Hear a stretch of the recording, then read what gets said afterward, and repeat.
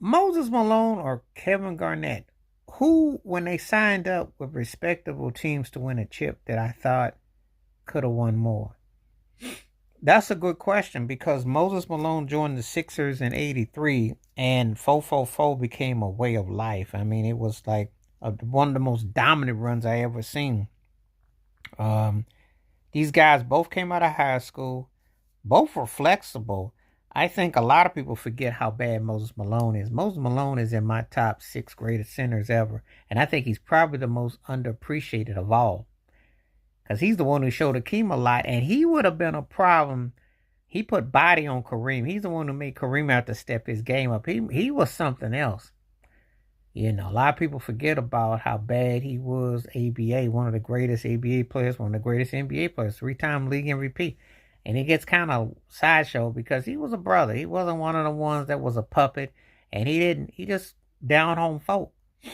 And he had a way of handling things. He handled things. He trash talked Larry Bird. He said, "I can get 4 cats from St. Petersburg, Virginia, and come beat the Celtics." He said that. They know they lost 6 games to the Celtics. Think about someone trash talking Larry Bird before Larry Bird. Moses Malone was not one to back down. That is a 101. But when he got to the Sixers, him and Dr. J, he was the missing link to getting Julius Erving a chip as far as the center spot. Because all due respect to Caldwell Jones and the Daryl Dawkins, they weren't Moses Malone.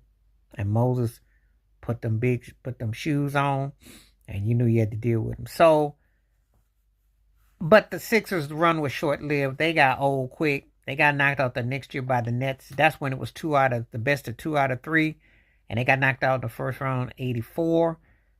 Buck Williams and the Nets, and that was a huge upset back then.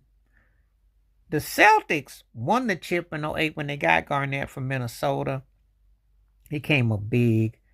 Got hurt the next year, lost to Orlando. And then they went back and lost to the Lakers in the second rematch in 2010. So out of Moses Malone and Kevin Garnett, which team should have had more runs? I probably would have said the Celtics because the Sixers were older.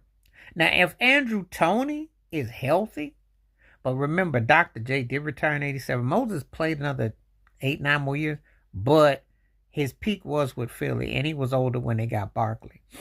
But Garnett, Pierce, Ray Allen, Rondo, that should have had more run, I think. You know, this is one of the few times I'm going to take Kevin Garnett over Moses Malone. One of the few, so you better remember it. But I think Kevin Garnett coming to Boston, Kevin Garnett with Boston had more run than Moses